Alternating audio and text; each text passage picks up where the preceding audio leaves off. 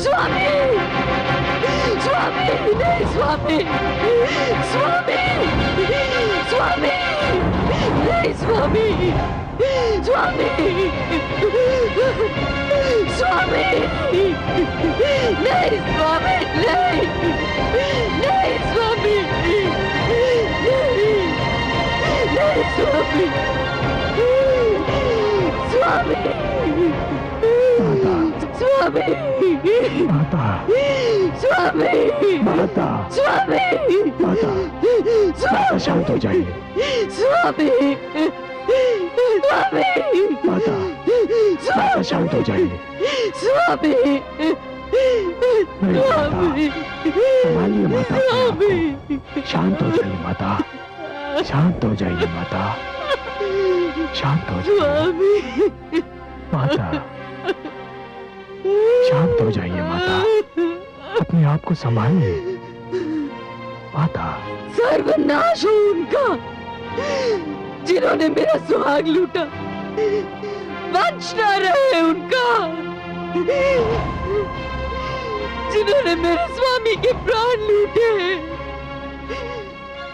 संसार में नाम न रहे उनका जिन्होंने ऐसी कायरता की, ऐसी माता, ऐसी कायरता। माता, स्वामी, माता, स्वामी, नहीं स्वामी, नहीं। माता शांत हो जाइए, शांत हो जाइए माता, शांत हो जाइए माता, माता।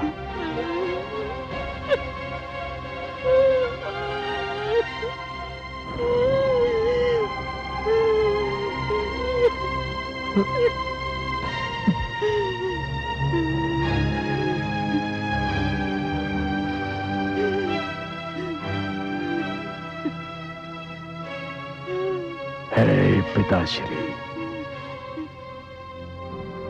मैंने आपसे कहा था पिताश्री कि आतंक के समक्ष सिर झुकाना आतंक को औचित्य प्रदान करना होता है।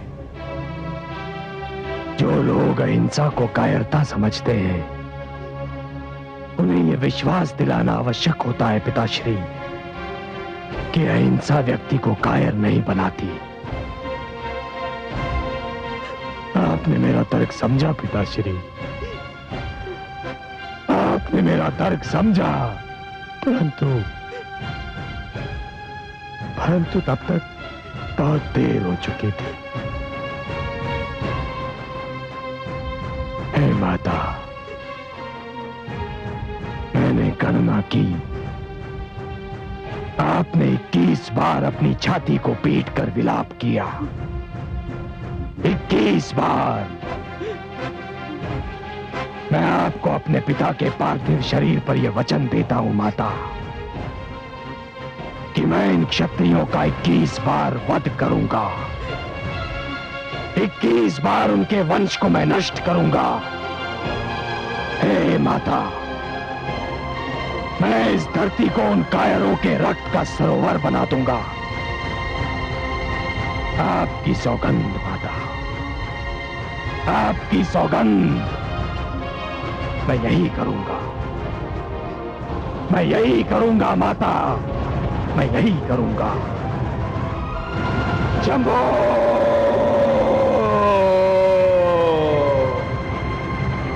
मैं शंभो।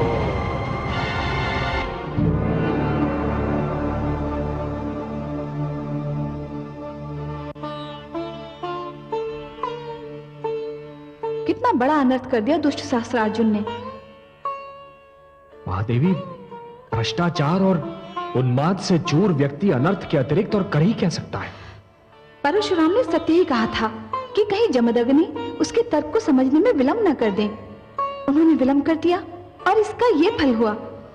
पर मेरी समझ में ये नहीं आता कि ऋषि जमदग्नि परशुराम के तर्क से पूर्णतः सहमत क्यों नहीं थे।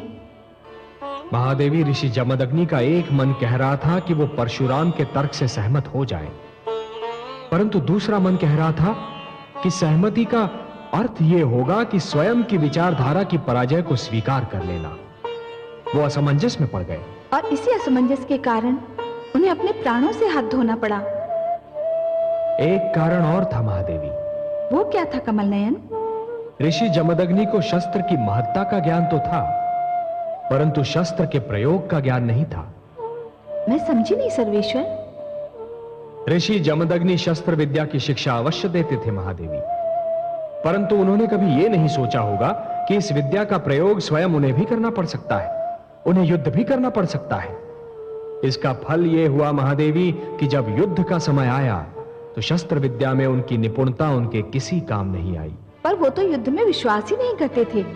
वो कहते थे कि वे जन्म से ब्राह्मण हैं और उनका कार्य केवल शिक्षा देना है। यही तो उनकी भूल सिद्ध हुई महादेवी, यही तो उनकी भूल सिद्ध हुई। जाति का संबंध जन्म से नहीं, कर्म से होता है। व्यक्ति की जाति का निर्धारण उसका कार्य क्षेत्र करता है। यदि कार्य क्षेत्र परिवर्तित होता है तो व्यक्ति की जाति भी परिवर्तित होती है। आप सत्य कहते हैं। इस साधारण रहस्य को जमदग्नि ने समझने का प्रयास ही नहीं किया। उनके हाथों में जब पुस्तक थी तब भी वे स्वयं को ब्राह्मण ही समझते थे, और जब उनके हाथों को शस्त्र उठाना पड़ा तब भी वे स्वयं को ब्राह्मण ही समझते रहे। आपने सर्वथा सत्य कहा महादेवी। महादेवी, जिस प्रकार अग्नि जब रसोई में होती है तो उसका कार्य कुछ और होता है, परंतु जब वो अग्नि दीपक की लौ में सिमट जाती है तब कुछ और होता है, उसी प्रकार एक व्यक्ति को भी विभिन्न क्षेत्रों में भिन्न कार्यों में क्षमता उत्पन्न करनी चाहिए। यही तो वास्तविक ज्ञान होता है। ऋषि जमदग्नि को यह ज्ञात होना चाहिए था महादेवी कि शत्रु छल का प्रयोग भी कर सकता है। ये सब सत्य है कमल नयन, किंतु सहस्रार्जुन के पुत्रों ने उन्हें छल से मार दिया। वो तो घोर कायरता थी महादेवी, घोर कायरता। सहस्रार्जुन और उसके पुत्रों को इसका दंड अवश्य मिलेगा, कठोर दंड मिलेगा।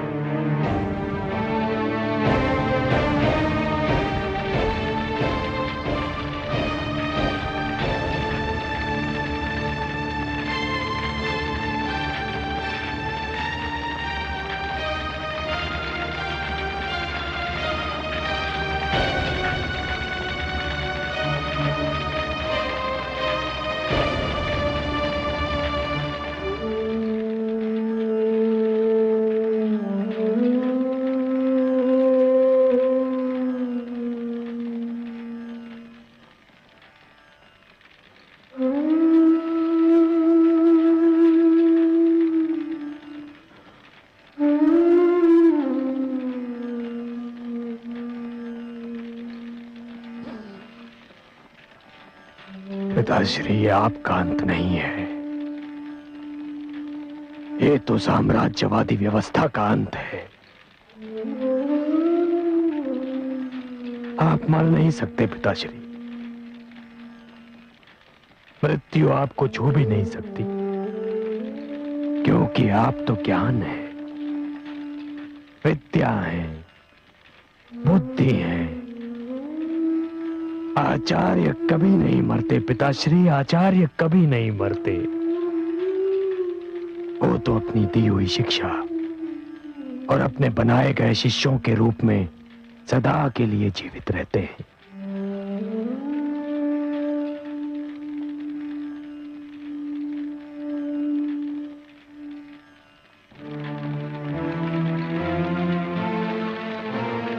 आज हमें यह प्रण करना है कि अन्याय के विरुद्ध संघर्ष में कोई पीछे नहीं हटेगा।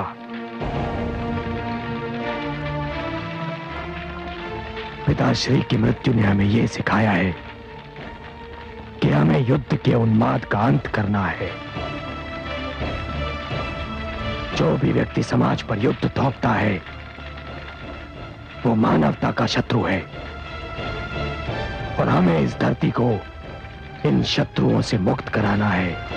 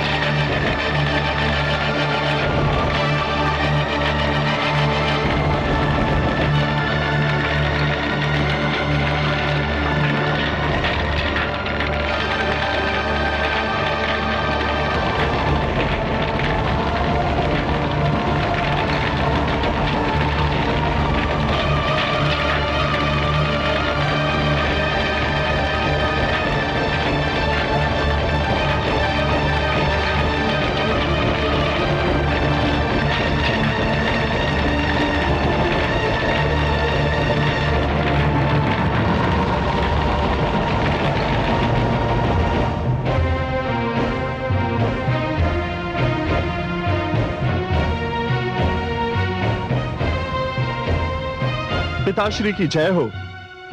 पिताश्री, आपको यह सुनकर प्रसन्नता होगी कि हमने आपके शत्रु को मृत्यु के घाट उतार दिया।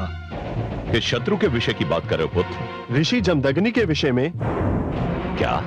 हाँ पिताश्री, जमदग्नि ने आपके साथ छल किया था और हमने उसे उसका दंड दे दिया है।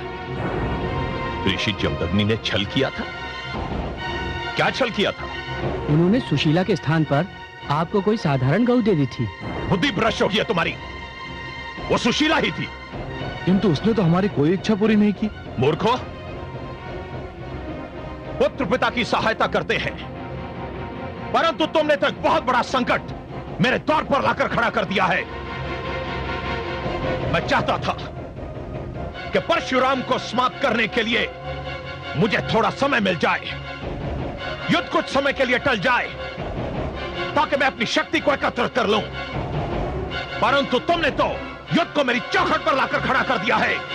ऋषि जमदग्नि का वध परशुराम को आग बबूला कर देगा। परंतु पिताश्री, परशुराम का तो अपने पिता के साथ मतभेद हो गया था। विचारों के मतभेद से रिश्ते नाते नहीं टूट जाया करते पुत्र। ऋषि जमदग्नि परशुराम के पूज्य पिता हैं। विचारों का मतभेद होते हुए भी उनका सीम आदर करता है। भूल गए? ऋषि जमदग्नि की आज्ञा से उसने अपनी माता का सिर धड़ से अलग कर दिया था। अब क्या होगा पिताश्री?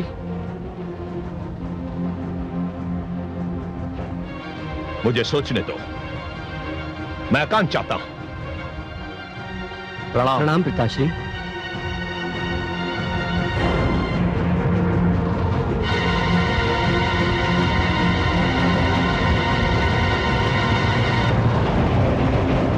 प्रणाम माताश्री। आयुष्मान भव।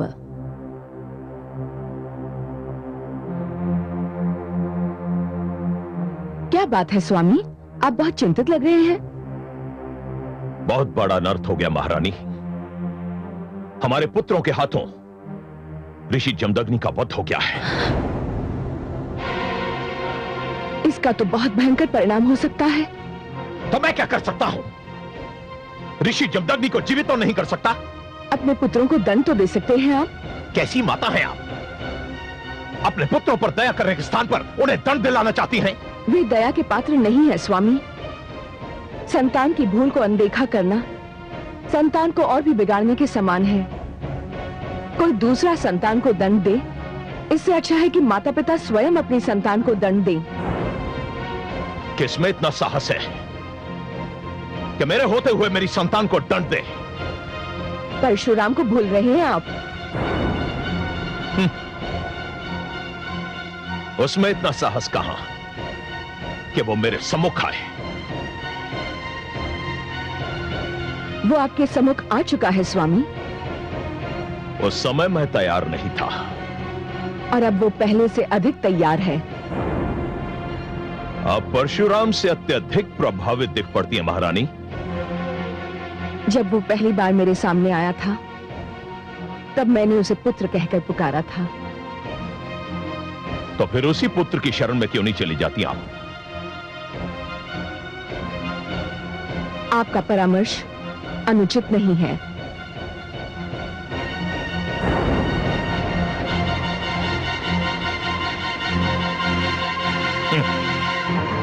परशुराम,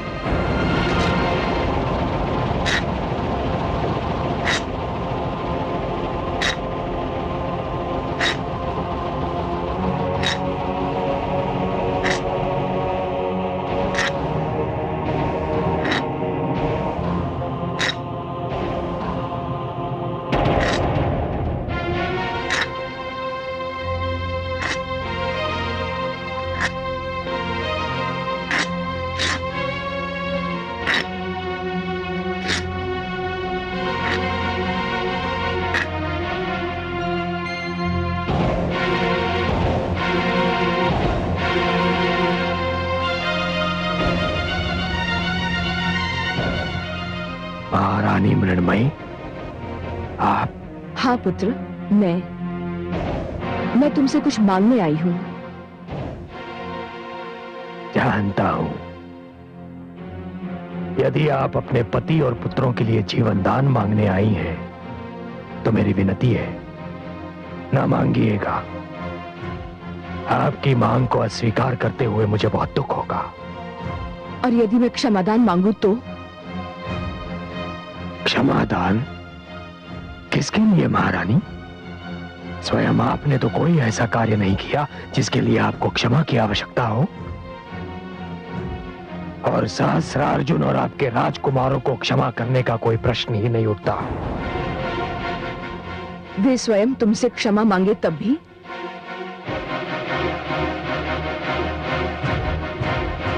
तो इसका अर्थ ये है कि निर्मम हत्याओं की ये श्रृंखला कभी नहीं टूटेगी।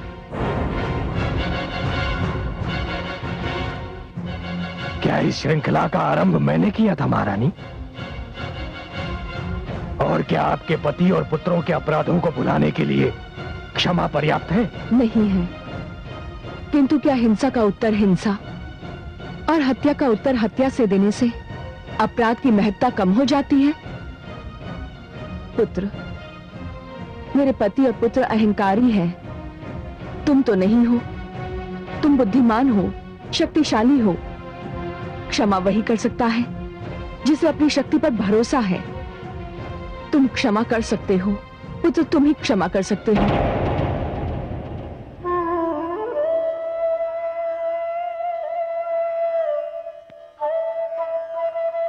महारानी,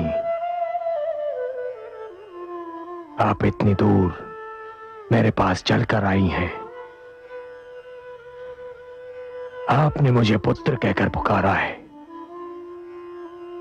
आप नारी हैं, माता हैं, इसलिए केवल आपके लिए मैं इतना कर सकता हूं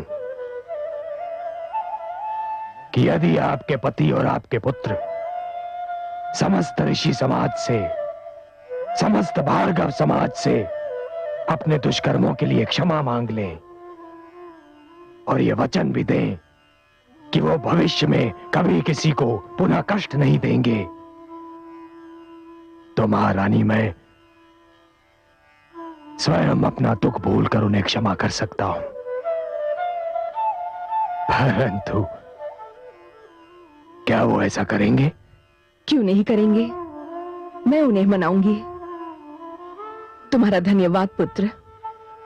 मैं उन्हें तुम्हारा प्रस्ताव मानने पर बाध्य करूंगी। मैं चलती हूं पुत्र।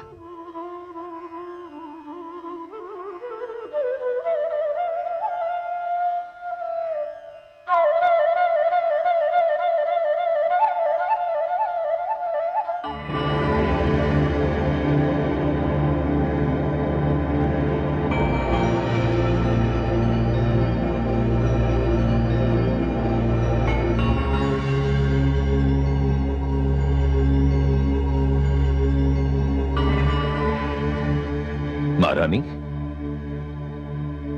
मिलाई अपने पुत्र से? हाँ स्वामी, मैं केवल मिल आई बल्कि एक शुभ संदेश लेकर लौटी हूँ। शुभ संदेश? हाँ स्वामी, बहुत शुभ संदेश। परशुराम संधि करने को तैयार हो गया है। क्या? मैं सत्य कह रही हूँ स्वामी। परशुराम ने कहा है कि युद्ध रुक सकता है, संधि हो सकती है। तो मुझे क्या करना होगा? कुछ अधिक नहीं, केवल ऋषि और भार्गव समाज से अपने उन कर्मों की क्षमा मांगनी पड़ेगी जिनके कारण ऋषियों, आचार्यों और विद्यार्थियों को कष्ट पहुंचा है। क्या? हाँ स्वामी, परशुराम ने यही कहा है कि यदि आप क्षमा मांग लेंगे तो वो आपको क्षमा कर देगा। महारानी, मस्तिष्क तो नहीं फिर गया आपका? मैं क्षमा मांगू? सम्राट शस्त्रार्जुन क्षमा मांगे? वो सम्राट शस्त्रार्जुन जिसने इतिहास में पहली बार क्षत्रिय शक्ति की प्रभु सत्ता स्थापित की है, क्षत्रिय धर्म को पालन करने का सर्वोच्च नियम बना दिया है, अपने यश की पताका चारों दिशाओं में फैला दिया है, क्षत्रियों के सिर झुकाने के इस प्रयास को शुभ संदेश कहती हैं आप? महाराज, शांत होकर सोचिए। ऋषियों के विरुद्ध आपका क्रोध आपकी निजी समस्या थी जिसे आपने जातिवादिता के संघर्ष में परिवर्तित कर दिया। कहना क्या चाहती हैं आप? स्वामी, आपने स्वार्थ और निजहित के लिए जो कुछ भी किया वो आने वाली पीढ़ियों के लिए अभिशाप बन सकता है। जातिवाद का रोग यदि समाज के रक्त में घुल गया तो इसके परिणाम बहुत भयंकर हो सकते हैं। आप भविष्य से खिलवाड़ कर रहे हैं स्वामी। आप अकारणीय भविष्य की चिंता किए जा रही हैं महारानी। हम वर्तमान में जीते हैं। मुझे भविष्य की चिंता है क्योंकि मैं एक माता हूं और जानती हूं कि हम और आप वर्तमान हैं, किंतु हमारे पुत्र भविष्य हैं और इस भविष्य को मैं बहुत बड़े संकट में देख रही हूं। क्या देख रही हैं आप?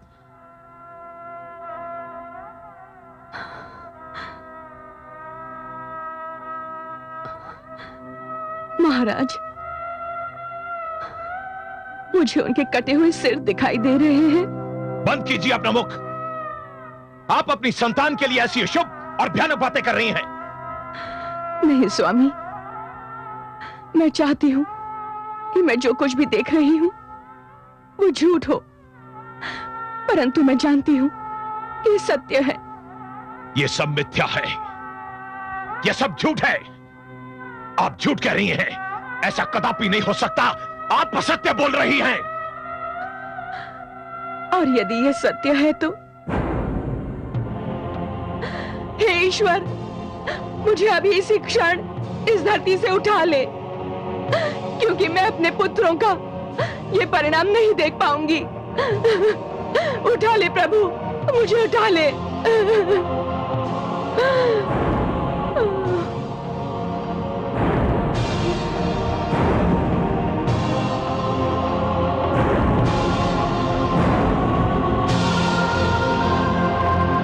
महारानी, महारानी, महारानी, महारानी।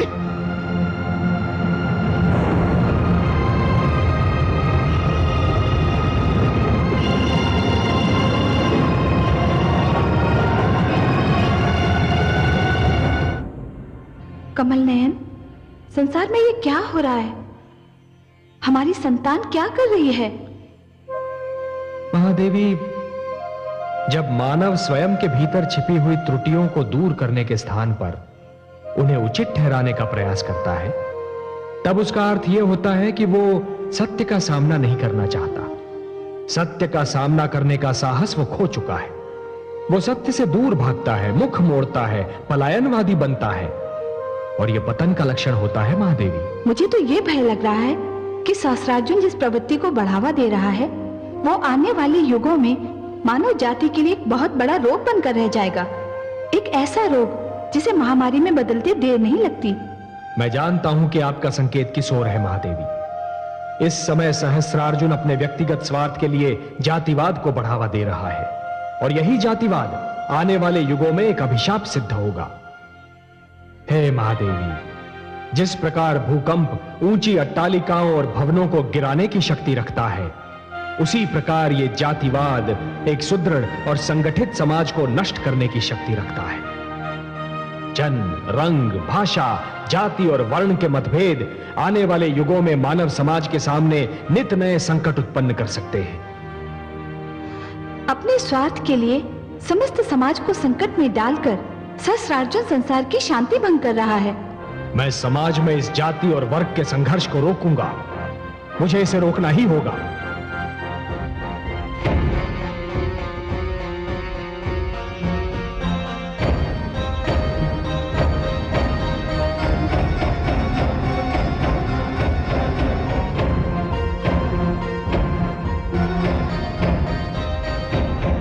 क्षत्रिय वीरों और मित्रों, क्षत्रिय समाज पर आज तक ऐसा संकट कभी नहीं आया। हमारा अस्तित्व संकट में पड़ गया है। भार्गव ने हमारे विरुद्ध संगठित होकर क्षत्रियों का अंत करने का निश्चय किया है। ब्राह्मण आचार्य बनने के स्थान पर शासक बनना चाहते हैं। महाराज, मैं समस्त 21 क्षत्रिय राजाओं की ओर से आपको यह अधिकार देता हूं कि आप इस परिस्थिति से निपटने का ढंग ढूंढिए, और आप जो भी निर्णय लेंगे वो हम सबको स्वीकार होगा। धन्यवाद मित्रों, आपने मुझ पर जो विश्वास प्रकट किया है, मैं उसका आभारी हूं। इस संकट से निपटने का एक ही उपाय है हम एक साथ मिलकर रहें, एक साथ युद्ध करें। भार्गव संगठन का उत्तर केवल क्षत्रिय एकता है।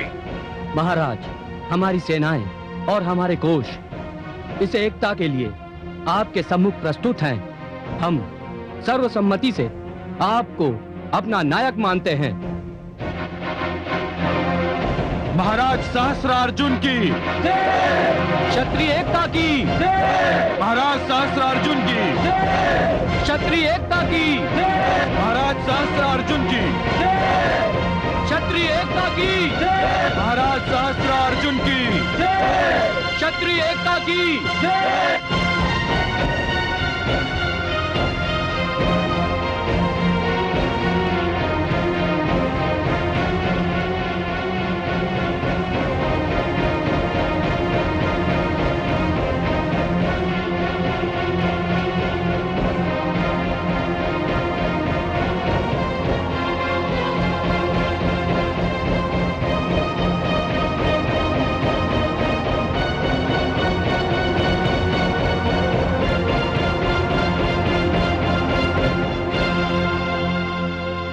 यशस्वी भव।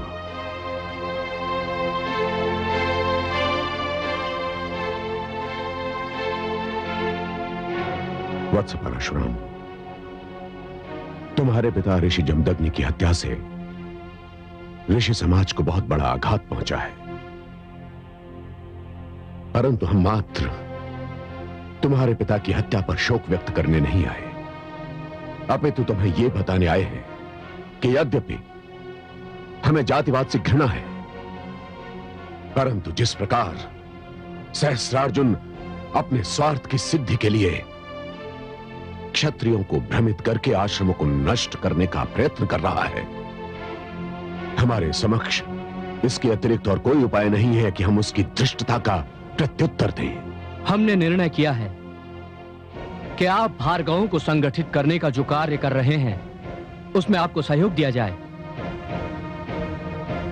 मैं आप सबका आभारी हूं।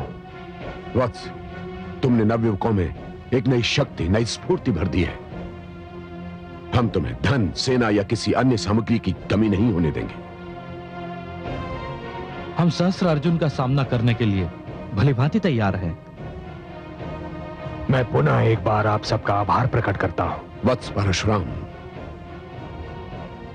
तुम्हारे पिता ऋषि जमदग्नि की सहस्त्रार्जुन द्वारा जघन्य हत्या मात्र तुम्हारे पिता की हत्या नहीं है, अपितु समस्त ऋषि मुनियों के मान सम्मान की हत्या है, और हम सब इसका घोर विरोध करते हैं। युद्ध की घोषणा करो वत्स।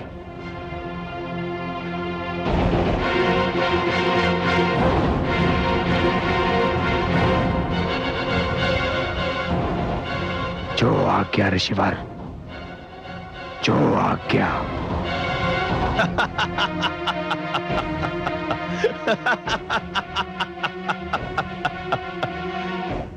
यह भी उत्तम हुआ। अब कोई भी हम पर दोष नहीं धरेगा कि युद्ध का आरंभ हमने किया। हमारी सूचना के अनुसार परशुराम कभी भी हमारी राजधानी पर आक्रमण कर सकता है। महाराज, क्या यह उत्तम नहीं होगा कि हम परशुराम को यहां पहुंचने ही ना दे, उसे यहां आने से पहले ही रोक दे? नहीं, उसे आने दीजिए। सेनापति जी महाराज। हमारे राजकुमारों को सूचित कर दिया जाए कि कमर कस ले, आक्रमण किसी भी क्षण हो सकता है। जो आज्ञा महाराज।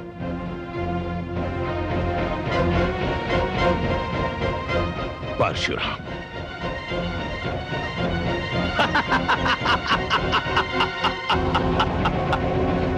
परशुराम 21 क्षत्रिय नरेशों की एकता के उपरांत अब पिताश्री की शक्ति और भी बढ़ गई है।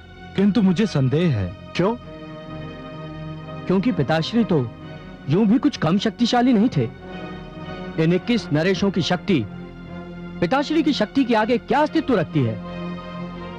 मुझे भय है कि एकता भी परशुराम जैसे शत्रु के विरुद्ध पर्याप्त नहीं सिद्ध होगी। मैं भ्राताश्री से सहमत हूं। राजकुमारों की जय हो।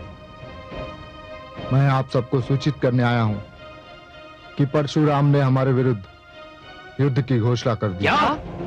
हम जानते थे ये होने वाला है, ये होकर ही रहेगा।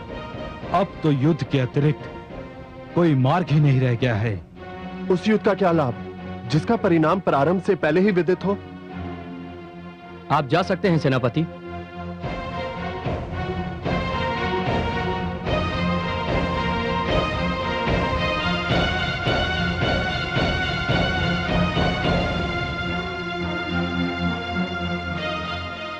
क्या परशुराम को रोकने का कोई उपाय नहीं है? रोकने का तो कोई उपाय नहीं है, किंतु उसका ध्यान बटाने का एक उपाय है। युद्ध के समय यदि शत्रु का ध्यान बट जाए, उसकी एकाग्रता भंग हो जाए, तो भी वो दुर्बल हो जाता है। और परशुराम की एकाग्रता भंग करने का मुझे एक उपाय सूझ गया है। भ्राताश्री, उत्सुकता मत बढ़ाइए, शीघ्र बताइए आपको क्या उपाय सूझा है। कौन बचा सकता है हमें इस परिस्थिति में? अनामिका। अनामिका? हम समझे नहीं भ्राताश्री। अनामिका परशुराम के बहुत निकट है। उसने परशुराम की हर पग पर सहायता की है। उसने परशुराम के लिए प्रचारिका और संदेशवाहिका का कार्य किया है। वो परशुराम से प्रेम करती है और परशुराम के लिए प्रेरणा का एक रूप है। यदि हम अनामिका को उठा लाएं, तो परशुराम का ध्यान बढ़ जाएगा। मैं तो आपको बहुत बुद्धिमान समझता था भ्राताश्री, पर आपने जो उपाय बताया है वो उपाय कम और विपदा अधिक जान पड़ती है। क्यों? मूर्ख, ये तो आ बैल मुझे मार वाली स्थिति होगी। इससे तो परशुराम का क्रोध और बढ़ जाएगा और वो प्रलय बनकर हमारे सिरों पर टूट पड़ेगा। मूर्ख मत बनो, राजनीति को समझने का प्रयत्न करो अनुज। अनामिका हमारे पास होगी तो हम परशुराम से सरलता से लेन देन कर सकेंगे। वो कैसे? हम उससे कहेंगे कि यदि वो अनामिका को जीवित देखना चाहता है तो हमसे युद्ध के स्थान पर वार्तालाप करे। और परशुराम ना माना तो? तब हम कह देंगे कि हम तो मरेंगे, पर अनामिका को भी मरना पड़ेगा। मान गए भ्राताश्री, ये है वास्तविक राजनीति। तो फिर चलिए, विलंब करना ठीक नहीं। चलो चलिए चलिए। दाता ने जन्म से पूर्व ही मानव समाज के विभिन्न वर्गों के लिए कार्य नियुक्त कर दिए थे। हम ब्राह्मण हैं, समाज को शिक्षा प्रदान करने का कार्य हमें सौंपा गया था और समाज की रक्षा करने के लिए क्षत्रियों को जन्म दिया गया था। परंतु ये तो विधि की विडंबना है कि जिसे रक्षक का कार्य सौंपा गया वही पक्षक बन गया है, लुटेरा बन गया है। समाज में सुरक्षा के स्थान पर असुरक्षा फैला रहा है।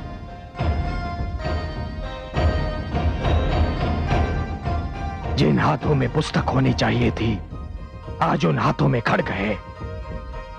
जो हाथ आशीर्वाद देने के लिए बने थे, यदि आज उन हाथों में शस्त्र दिखाई दे रहे हैं तो इसमें हमारा कोई दोष नहीं है। हे शिव शंभो, ये तो समस्त संसार जानता है कि हमें ऐसा करने पर विवश कर दिया गया है। मित्रों, ये जान लीजिए कि किसी भी सेना की शक्ति होती है उसके अस्त्र और शस्त्रों में।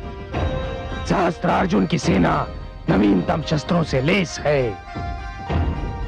यदि हम सहस्त्रार्जुन का शस्त्रागार नष्ट कर देते हैं तो उसकी शक्ति आधी रह जाएगी।